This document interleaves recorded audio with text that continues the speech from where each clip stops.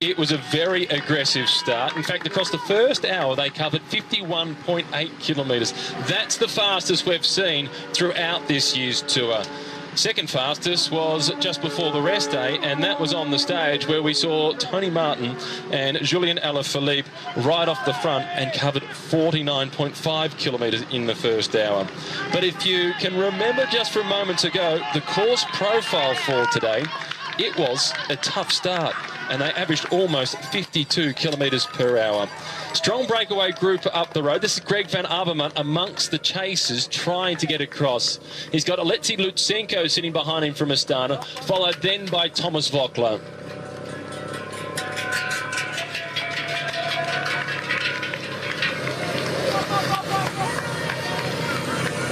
"91 kilometres to go, the leaders with an advantage of almost 8 minutes.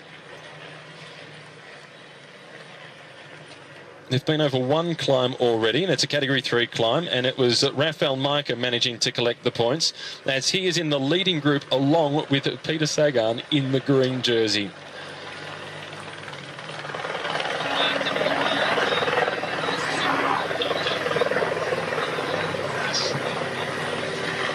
So Rafael Majka once again making it into the breakaway, looking to go one better than he did a few days ago, and that was into Toulouse when he was in second position behind Jalinson Pantano.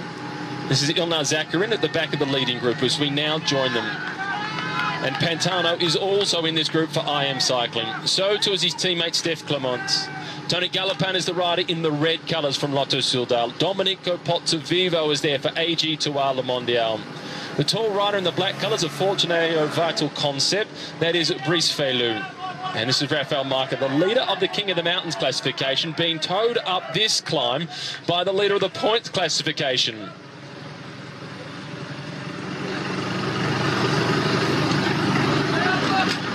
They are well ahead of schedule.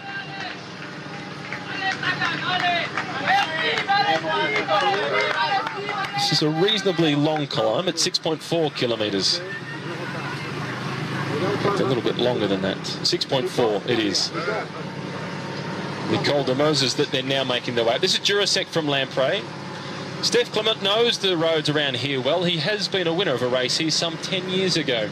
This is Jalinson Pantano, who reminded us after his stage victory, which was on stage 15, that there are more Colombian climbers than just Nairo Quintana and Esteban Chavez. They certainly are, and he is one of them. And he has been climbing well. What a race it's been. What a few months it's been for IM Cycling. Since they announced that the team wouldn't be continuing, they've now won 14 or 15 races, including a stage at the Giro d'Italia and a stage here at the Tour de France. Their biggest success is coming in their 3 years of existence, ever since the sponsor said, it's time for us to go. Things were just starting to click. But rightly so, from all the riders in that team, they say, yeah, it's disappointing that the team is ending, but we'd like to thank the sponsors for the 3 years that they've given us. Team Sky at the front, controlling the chase, and it is Luke Rowe who is doing the job early, followed then by Ian Stannard. Once again, Chris Froome is surrounded by Fortress Froome. And they're like moats and ramparts, making sure that none of the attacks can actually get to the king himself. King Chris reigning supreme in the Tour de France. But now, anyway, and he's looking very good. I haven't seen him put a foot wrong.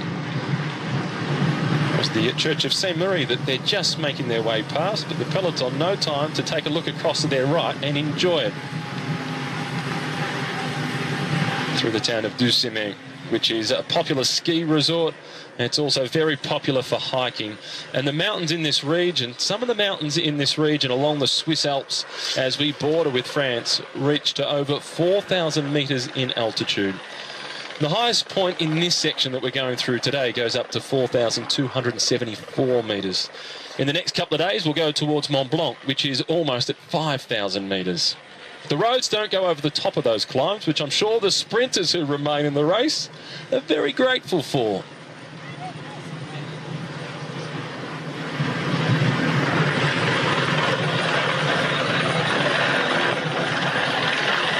Domenico Pozzovivo, making his debut in the Tour de France, has also managed to infiltrate that breakaway. No great threats in terms of riders battling for the yellow jersey to try and challenge Chris Froome. Steph Clement is the best placed rider in 24th position at 36 minutes and 17 seconds down. So Team Sky, they don't need to chase that breakaway group. They just want to make sure things don't get out of control.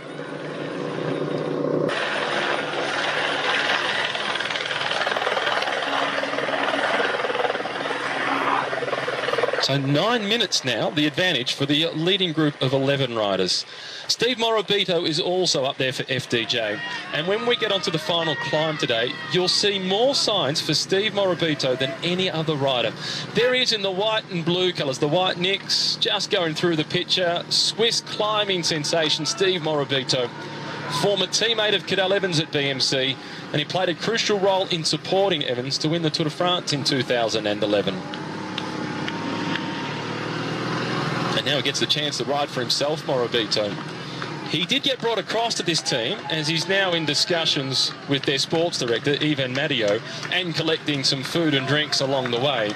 He did get brought across to this team to try and play the same role for Thibaut Pinot as what he played for Cadel Evans. But with Thibaut Pinot out of the race due to bronchitis, Morabito has got the green light. Vokla at 45 seconds. The next group further down the road that you can see at 1 minute and 25 seconds, we join them now. This is Ruben Platzer at the back of the group. Julien Alaphilippe is there wearing the red number from Edit Quickstep. Serge Pauls at the front, the white colours for Dimension Data. Rui Costa for Lamprey, the former world champion. And Alberto Lasada is in there for Katusha in the red colours, sitting in second position.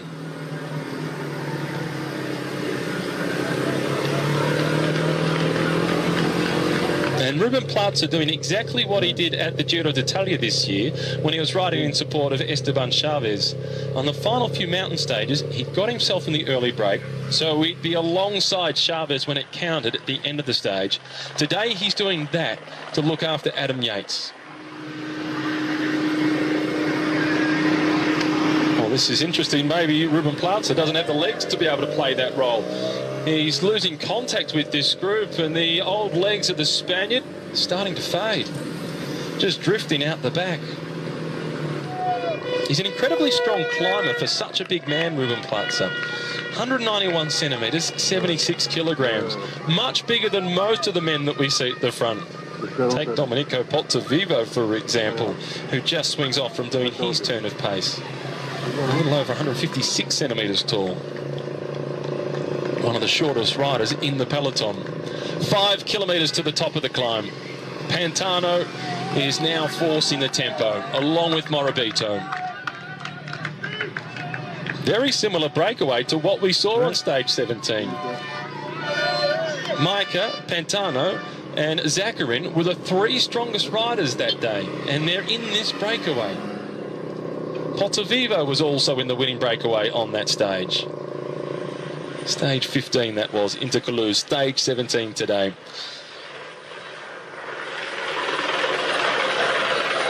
The snow-capped mountains of the Swiss Alps.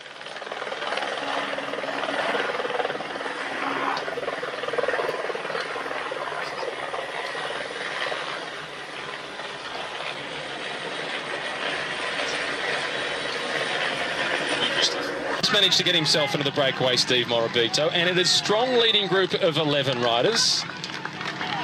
Domenico Pozzovivo has returned.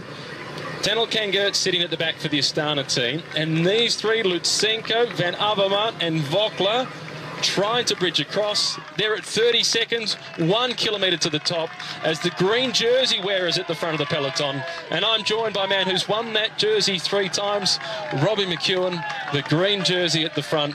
Peter Sagan is bringing a whole new meaning to the points classification. He is Mr. Everything.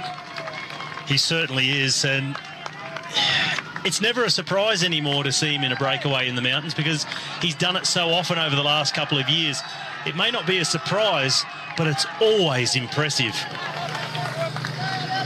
Thomas Vokla, they want to bridge this gap or get near enough by the time they get to the top so they can join them on the descent. They've been wanting to bridge that gap from the moment they took off about 70 kilometres ago and haven't been able to do it. And just shows you how hard the riders in front are prepared to work, because they think we've got enough guys up here, we don't need any more competition. And a big part of the driving force has been Peter Sagan. He's led all the way up the climbs for Raphael Maker. And if Vauclair and Van Avermaet don't get on over the top, they're going to have a lot of trouble getting on at all, because Peter Sagan is sure to lead the descent as well. And we know what he's like downhill. How many people can say, I caught Peter Sagan on a descent? I'm not sure anyone's been able to say it yet. That's what I thought. And you can see the Astana rider at the back here. This is Tanel Kenga. He's got a teammate chasing, which is Lutsenko. So he's not contributing to the pacemaking at this point. He's waiting for his teammate to come across. But they're out in front because they have a plan for later on in the hope that Fabio Aru can make an impact. He's currently in 10th position, and he said he's not happy with the situation. Well, I'm not sure the teammates are going to be able to do much from there with a 10-minute lead, so that pretty much nullifies Astana having two riders in front, because by the time Aru gets to these guys, if he does, they'll be going up a 10% plus gradient climb as Raphael Maker takes the points. Adds to his total, and I think Thomas de Gent can wave goodbye. Thomas de Gent suggests by not getting in the breakaway, he might have tried, as we see Vauclair sprinting, not for the points because there's no points on offer. He's sprinting, as you mentioned before, to get in contact before they start going downhill. And it's a long descent followed by a long valley road. And a little bit of an arm sling, practicing perhaps to ride the Madison at future World Championships. Van Avermaet of this group is going to be crucial on the way down. He will be, in the body language of Van Avermaet, he looks like he's really on the limit. Got the shoulders rocking all over the place. This is Alaphilippe, Serge Pauls. And just sitting on the back of those two is Alberto Losada from the Katusha team. These three, they are chasing behind Van Avermaet, Vauclair and Lutsenko, and they have even less chance of getting on to that Peter Sagan-led group. When there was a stage of the Tour de Avenir to this finish line in 2006, it was an individual time trial. Steph Clement, who's in the breakaway, he won the stage. The only other rider from the top 10 that day that is in the race is Serge Pauls, who's in this break trying to go across. So they've obviously got good memories of the area. Almost over the top, Julien Alaphilippe wearing the red number today after that big adventure off the front with Tony Martin. How impressed have you been with Julien Alaphilippe? Well, he just doesn't have an off button, does he? All day yesterday with Tony Martin in the front and up the road again. But it's one thing to be able to get in the break day after day, but every time you do, you're using precious energy that you don't have to utilise the next day. And you see now, he's not able to keep up with the guys who are trying to go across. Van Avermaet, Vauclair, he can't follow them. Any other day you would have thought Alaphilippe will follow those guys. He's a winner of the Tour of California. He's performed well in the mountains, but it really does start to eat into those reserves, and you just don't have the same amount of energy at your disposal when you go so often. Which can draw us to a conversation about the riders battling for the top 5, the top 10, or the podium, in fact, and trying to challenge Chris Froome. Everybody's been asking, when do the attacks come? They've got to attack. But you've got to economise with your energy. Because if you look at Van Avermaet and Alaphilippe fresh, Julien Alaphilippe is a better climber than Greg Van Avermaet. We've seen how much energy that Philippe has spent. He hasn't been able to recuperate. So when you look back to that top 10, and a lot of people have been saying, when are they going to attack Chris Froome? They haven't wasted energy to this point. They can't afford to, because these 4 days are enormous. And they're going to attack when they think the moment has come that they can take it all the way. It's no good going out on an audacious attack and then being like a car running out of fuel, stranded on the side of the road. The bunch comes back past and you've blown yourself up. So the riders, they know themselves very well from training, from using the power meters, going on their heart rates. But at this end of a Grand Tour, it's all about feeling. And someone needs to take the risk of running out of gas, losing everything they've got at the moment, a top 10 place or a top 5 place on GC. Risk, see that going out the window to try and move higher. A 4th or 5th place overall, yes, it's good. It's a good performance, but nobody's going to remember it except your family. Get out and have a go. And Richie Port is one of the names that comes up in this conversation. Richie Port is in 7th position, 4 minutes and 27 seconds down. But his legs have shown that he's good enough for 3rd. He's good enough to be on the podium. It's just that puncher that he had on stage 2. He's made the point that the final 3 kilometres today seem to go forever. Therefore, I'm not expecting Richie to move until we're inside the last 3 Ks today. Well, you've got to go at a point, like I said, that you know you can go all the way to the finish, full gas, not run out and start to give that time back. And I agree with Richie. This climb seems to go on forever, and I did it in the car. As I was driving up, both climbs, in fact, they're separated by a technical, steep, fast descent. It'll be over in no time, that descent. So it'll seem like one big climb today, but it's steep enough to really make the differences. There's no sitting on. There's going to be no slipstream on this climb. It's incredibly hot as well, 35 degrees. This will be a race of attrition. Even without guys attacking, there'll be guys getting dropped, and he who can attack is the man who will move up a lot. And I reckon we can see Richie get himself up towards top 3, maybe top 4 by the end of today.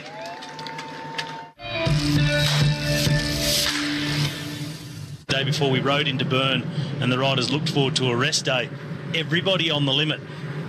Everybody was on the limit, but there was still a bit of margin there. Even Chris Froome threw out that fake attack, and Romain Bardet, he was the only one who really dared to do something, tried to get onto that descent by himself to try and steal some time. He can really throw it down a hill, but they caught him right before the top. He is a joy to watch go downhill. The Movistar team, they wear the yellow helmets as the leaders of the team's classification. They've got the yellow numbers on as well. In 2nd place is Team Sky. But Sky won't be concerned about the team's classification because they've got the yellow that they really want. Gorka Izagirre crashed out today, broken collarbone, no longer here. Jesus Herrada, who won a stage at the recent Criterium de Dauphiné, is no longer here. That weakens Movistar in the mountains significantly. How do you think it will change the strategy for Valverde and Quintana? I don't think it will weaken Movistar as a team in the mountains. If you're not defending yellow, I feel from this point on in the tour, it doesn't matter how many teammates you've got around you because it becomes so mountainous. Because in just a few kilometres, this race goes up.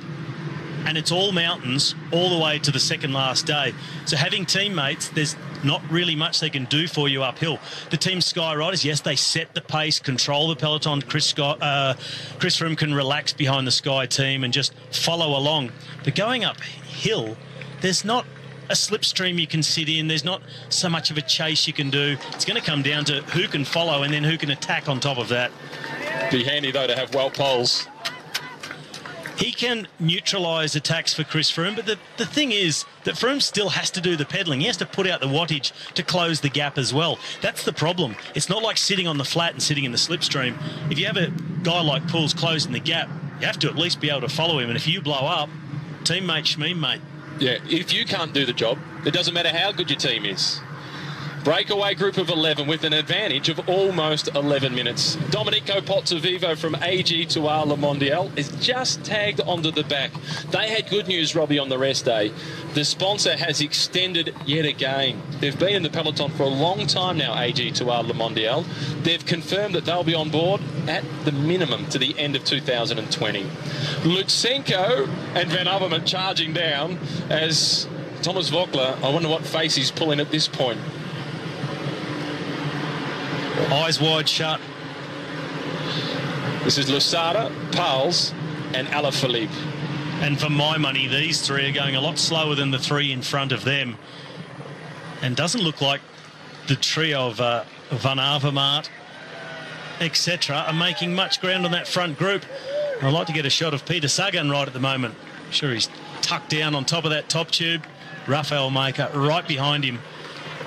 Sagan's task from now, one, will be to hold that gap for Raphael Maker, get him to the bottom of that climb that Maker can try and get more points and try and win the stage, and for Sagan to take the points of the intermediate sprint And that'll be a successful day for Peter Sagan. And he's already got himself in a position to do so. They're over the first two climbs, descend, Valley Road, intermediate sprint, 20 more points for Peter Sagan, and then it is almost all uphill the final 33 kilometres to the finish. There's just a short 5-7 kilometre descent there in the middle. Shane Archbold in his first Tour de France, Robbie, holding on to the back. He's ridden well. It's going to be a pretty good day out as far as mountain stages go for Shane Archbold and all the other sprinters who traditionally struggle in the mountains and have the enemy of the time limit, get over those first Cat 3s, and then they get a free ride to the foot of the climb. Of course, they have to ride up, and it's going to be tough, but they should have no problem at all with the time limit today. But there is that little thing of the 11-minute gap to the front, and a guy like Rafael Maker, so they'll be starting 11 minutes behind, so that it shrinks the time gap effectively for them, so they're going to have to ride pretty hard still. He's got some pedigree, Dan Martin, as we take in the scenery of Switzerland. It's been a wonderful 48 hours or so through Switzerland, up now into the Alps, and just enjoying the backdrop. Throughout the tour, particularly as we head down through the Loire, that sort of region, we talk a lot about the chateaus. But man-made items cannot compete with Mother Nature at her very best. And today, Robbie, she's showing off. Oh, she is indeed. And this is Le Mont d'Or, Gold Mountain. And the scenery around, I was going to say this part of Switzerland, but any part of Switzerland, I drive along going towards the stage finishes, and I'm in awe. I've got out on the bike a couple of days as well. Just beautiful to ride. I stuck to the flatlands, riding around the lakes. The lakes were wonderful. Had the opportunity on the rest day yesterday to go for a swim. You heard the wheels of the cars screeching through the corners. Van Avermaet and Lutsenko have made contact. Thomas Voeckler is not quite there. Just briefly back to Dan Martin. He's got some pedigree. His uncle is Stephen Roche, who won the Tour de France in 1987. Stephen Roche, his sister, is the mother of Dan Martin. And Dan's father, Neil, was the British national road champion. So as a racehorse, he would have been expensive to buy. And Thomas Voeckler is not a bad descender. But do you remember that moment in 2011 into Pinerolo, descending a really tricky descent? And he thought, I'm in yellow, Contador, the likes of Schleck and Cadel Evans, they can take time on me on the way up. I'll take a few risks on the way down. And he went off the road into somebody's driveway and almost picked himself up a cup of coffee. He went off the road not once but twice on that descent. Full risk to hold the jersey that day, and he's taken the risks to get on and now onto that group. The question is, how much energy have those guys spent in the chase to join the breakaway in the front of the race? As we look at Le Lac de Langrin. This was formed in 1960 as a result of a dam that was built here, but it is fed by the snow melting water and also got some water pumped into it from Lake Geneva. You can go for a swim here, and there's two arches. We get a chance to take a look at one of them. One of them stands at 95 metres tall, the other one 123 metres tall. Another one of the beautiful lakes. And the water yesterday in the lake that I had the chance to go for a swim in was surprisingly warm. I jumped in nervously. Were you so nervous that you made the water warm? Is that what you're saying, Matthew? Not quite. Not quite. Beautifully fresh in those lakes. We also got in for a swim yesterday.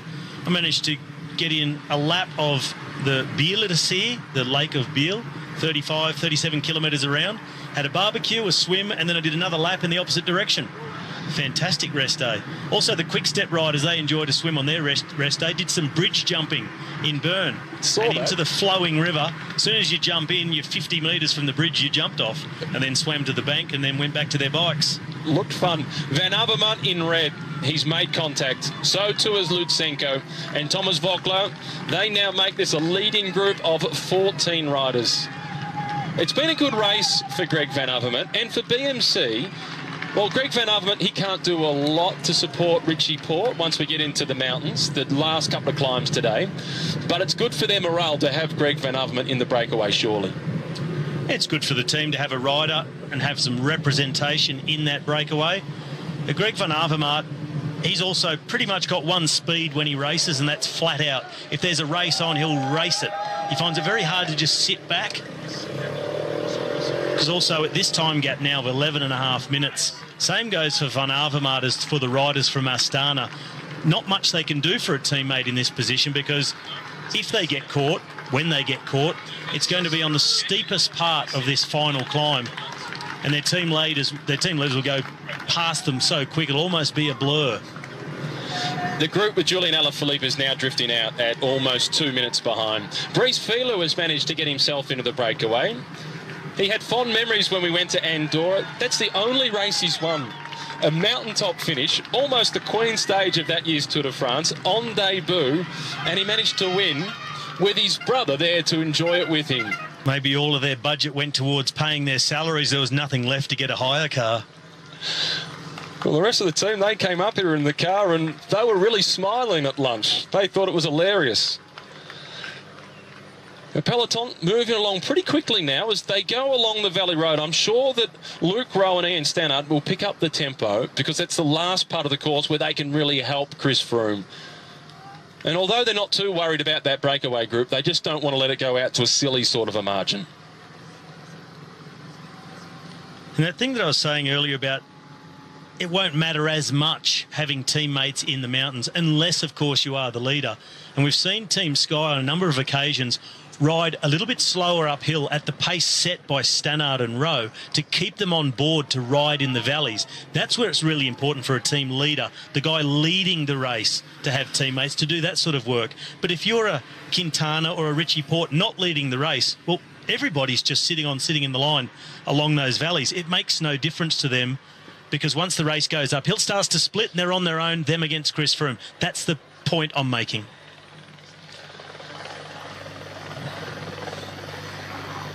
Two riders from IM Cycling in the breakaway. One of them is Stef Clement, the Dutchman that rides for the Swiss team, and he knows these roads very well. He was here in 2006 riding the Tour de l'Avenir, which is the race of the future, the crystal ball towards the Tour de France, a race that Nairo Quintana has won in the past. So, given that he's won here before, we thought it best to catch up with Stef Clement before the stage got underway. Here he is, talking before the stage, and now he's in the breakaway. It was an uphill time trial, and most of the time you take a normal bike. I did it in the morning with my teammate Mathieu Sprick, and then I decided to take the time trial bike, and in the end I win, I guess, with 4 seconds, so the winner is always right. I said last week that I will try every day, so I will again. Of course, the finish line today is I think 8 kilometers further up the hill than it was back in 2006. But we'll try and we'll see, but memories are forever, and today is, we'll see what it brings. You know, it's going to be a long, tough climb when we hear it's 8 kilometres further up the road today than what it was in 2006. Race radio just talking about a crash, and it's Shane Archbold from Bora Argon 18, who we was talking about earlier on, about how well he's been surviving the climbs. That is going to make life so tough for a guy that's not a natural climber. Let's hope that Shane's okay. He can get back on, get through the day, survive inside the time delay. But Robbie, you're not the one on the ground, yet you're still grimacing. You know what it feels like. It's such a horrible feeling when you go down at speed, and on the upside, he's already on his feet. That's a good thing. You want to see the rider up and about, but he looks like he's in terrible pain, because that is a very fast part of the course on that descent. So hopefully Shane Archibald is able to jump back on and continue. He's a tough man, and it's going to take every bit of toughness to get back on and get through this stage. A shame to see that happen. He is coffin nails tough, Shane Archbold. I've seen him crash on the track riding Omniums, pick himself back up and finish the race with skin just hanging off his body, but he presses on. Breakaway group once again. Greg Van Avermaet from BMC. Thomas Voeckler, the man who can never be accused of being two-faced. He's got around about 100. This is Jurasek from Lamprey. He looks fairly comfortable. Brice Filou from Fortunato Vital Concepts. Domenico Pozzovivo. First time in the Tour de France, it's hard to believe. He's won mountain stages at the Giro d'Italia. Stef Clement just going through, the rider that we heard from before. Well, the peloton really is moving as they make their way down. And look, the vineyards, this is what I was talking about earlier on. It makes you a fraction thirsty for a crisp white wine as you drive through here. Well, Peter Sagan has got himself into the break. And he won the stage into Bern, where a lot of the Swiss wanted to pay homage to Fabian Cancellara. And Sagan told the story about his first Tour de France. And he was in the breakaway with Fabian Cancellara, who was wearing the yellow jersey at the time, having won the prologue in Liège. And when they were in the breakaway together, Peter Sagan said to Fabian Cancellara, "I want to beat you and win a stage of the Tour de France." He told him directly. And he thinks that at that time, Fabian Cancellara was a little bit angry with him. Who's this upstart? Now they've got a great relationship together. And Peter Sagan made it pretty clear he wanted to beat him because of his respect for him. And maybe he didn't get the finesse of the message quite right with his English, which is his third language. He speaks very well now, but was only just learning at that point. Well, lots of shouts of encouragement there for Micah. He's become very popular, and well, there's a move there. There's an acceleration coming from the front, and that is Tony Galopin, Frenchman on Team Lotto, and there's no reaction at all there. He was at the front, he could feel the tempo, and he could feel the work that was happening, and he goes straight out on the attack. Galopin, well, if he wants to get himself something out of this stage, he needs to build up a big advantage before we start the final climb of the day, because Jarlinson Pantano is an extremely... There's another move now. This is the moment when they've started to say, okay, well, we've all been friends so far, and now's the moment when we really need to go out on the attack. That looked like Lutsenko made the move there, number 26 from Astana. He's got a teammate in the back, Tanel Kangat, and there's no response there. Well, you know, we're looking at 27 kilometres to go. Tony Galopin, he hasn't actually had a win since last year when he won a small criterium or an exhibition race in Calais. And before that, his last victory was way back in Paris-Nice in March 2015.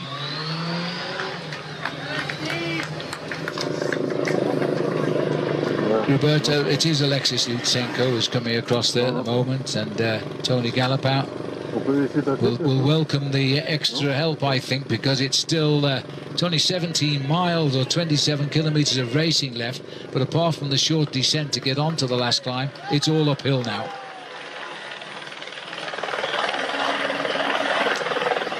Well, you know, just look at this, Paul. These are beautiful structures. There's lots of these in Switzerland because it's such a hilly country, and they've managed to tame nature with these wonderful viaducts here. Well, some serious engineering in this part of the world, whether it's the incredible viaducts we see or whether it's the tunnels.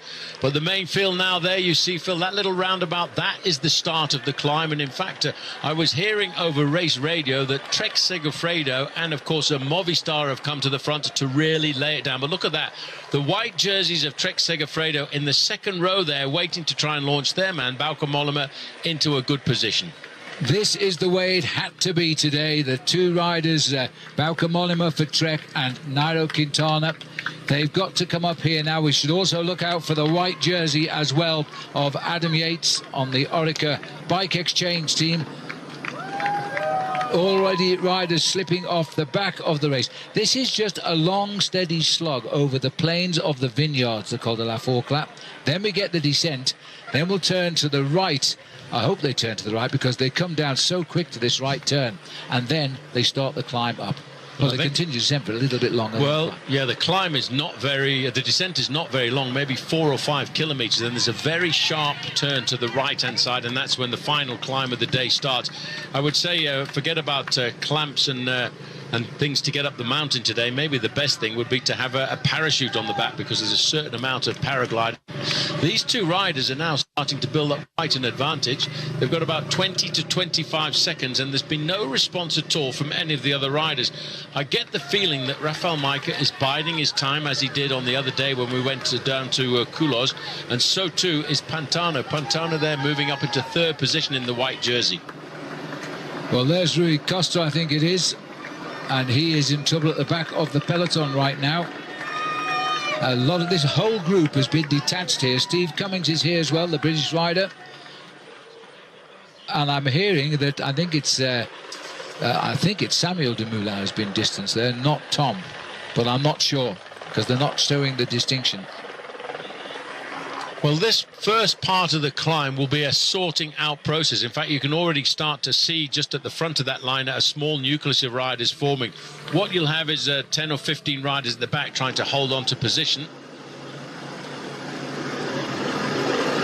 Well, in fact, that's John Degenkolb. All the sprinters in this group now, they're done for the day. Just their job to get home now. They won't worry about the race that's still to come. These are the two leaders. Alexis Lutsenko is the rider at the back, former under-23 road race champion, and in front of him, as we still have 7.8 kilometres, nearly 5 miles to climb to the top of this goal.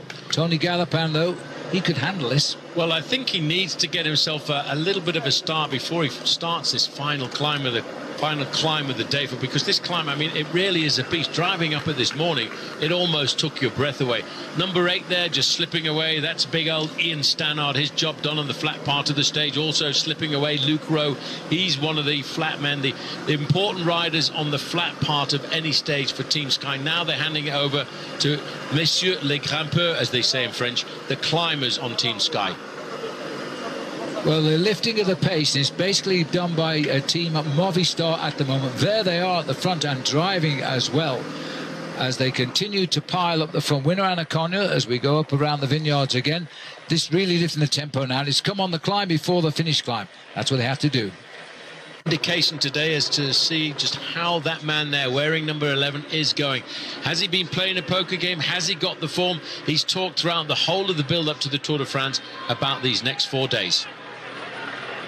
Well, Astana, who really haven't got a leader right now, but they're keeping a lot of men up on that leaderboard, and Nibali said he doesn't want to win, but they need to lift Fabio Aru a little bit higher up.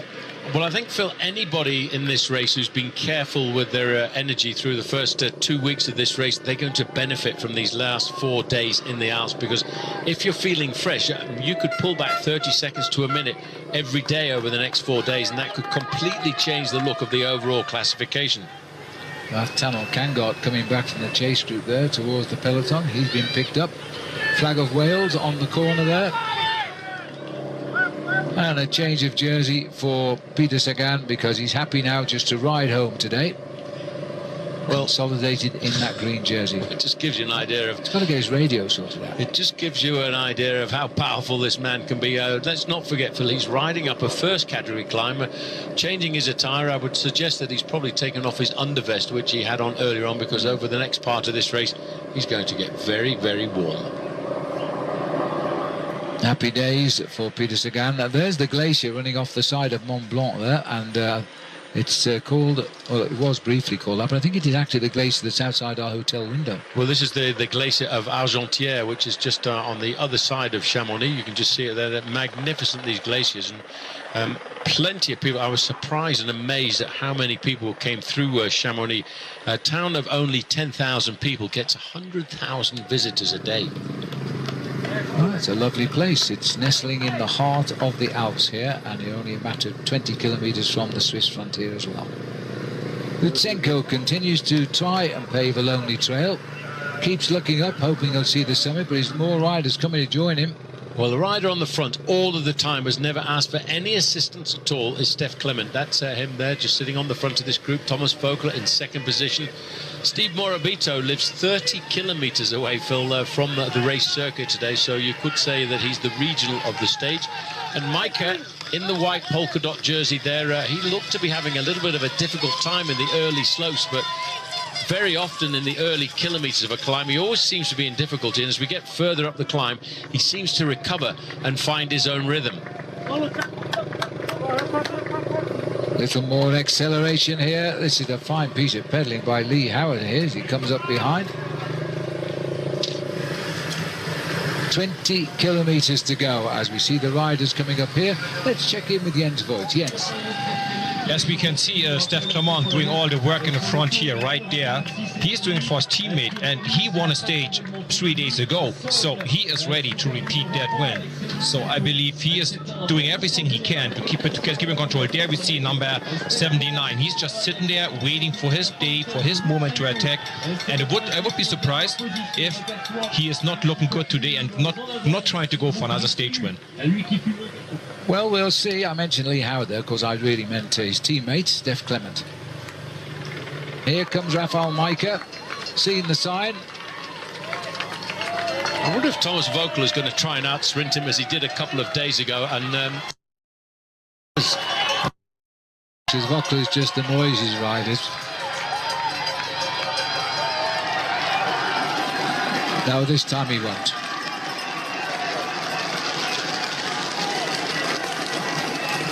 So Rafał Majka gets the points over the top of the 4 class, 10 points I think it is, and he's won all the points available so far today. If he wins the stage, he gets a massive 50 points, because when an all category race ends the day, they double the points in the mountains. Now Alaphilippe coming back from the chase group he was in. now all of a sudden, I'm just trying to peek around the... Not any more Movistar riders doing the pacemaking. No, Vincenzo Nibali in earnest is doing the pacemaking, but we look down the line, there is number 11 just sitting around there. Peter Sagan, well, job done for him. He's got his 20 points out on the course.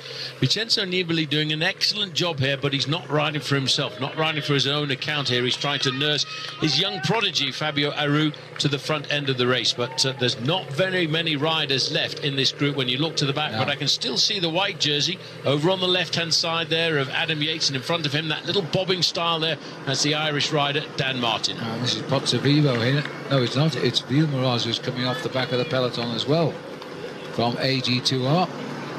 Pierre Roland just in front from Cannondale Drapac. These riders' days are done. Emmanuel Buchmann hasn't really ridden so well this year. He came to the Tour and as German champion. He's dropping back. There's only one rider with him now, Quintana, and that is Valverde. He's got no other helpers up there. And Valverde has turned out to be an amazing ally over these last few days. The Olympic Games, but also trying to help Nairo Quintana do better than second position. Just on the back there with that red jersey, Alaphilippe. He's seen the ups and downs of the Tour de France, but at least he's got that red number on his back as the most aggressive rider from the other day when we went down into Bern. I think he's got a Viti. I just caught a glimpse of his wingman, Emmanuel Viti, also there, but a little bit further down the line, I'm afraid. Stand by for the dizzy descent here as we race down to the foot of the final climb.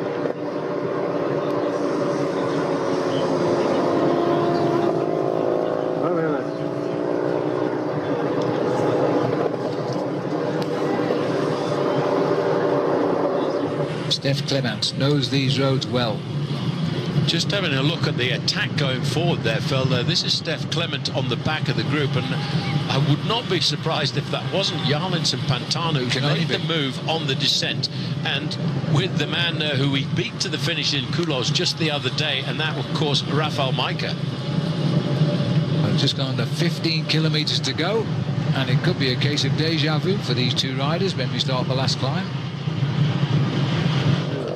So here we've got the riders who finished first and second on the stage into Culos, looking over his shoulder. Majka said, no, it's all up to you, mate, for the moment. I know how good you can sprint when it comes to the end of a race like this, and he's doing everything he can to stay in contact, but he has managed to get himself maximum points over the top of the climb, over the Col de Focla. It was Majka, Voeckler and Morabito. Voeckler, normally himself an exceptionally good descender, he hasn't made the junction. These two riders now there is not too much. I've just noticed 3 kilometers to go to the start of the final climb, and it's just a shade inside of 11 kilometers of climbing up here to the heights in the Alps of 6,500 feet, just inside of 2,000 meters. The main field, well, they're an awful long way behind at 10.25 minutes. Very shortly, about 2 kilometers to go, they'll have that very sharp bend. This is Bryce Fellou just on the back. The other rider in there from AG2R, just trying to stay in contact there. That looks like it was Pozzovivo, just... And look at the speeds there. We get a chance here. 65 kilometers now, 75 kilometers now for the chasers, who are not much more than 300 meters behind. Well, here we go, Paul, back on the road to Culos. So the same two riders holding off the peloton. I wouldn't bet against it either. Well, the difference is, Phil, that was a downhill finish into the town of Coulommiers and a flat sprint over the final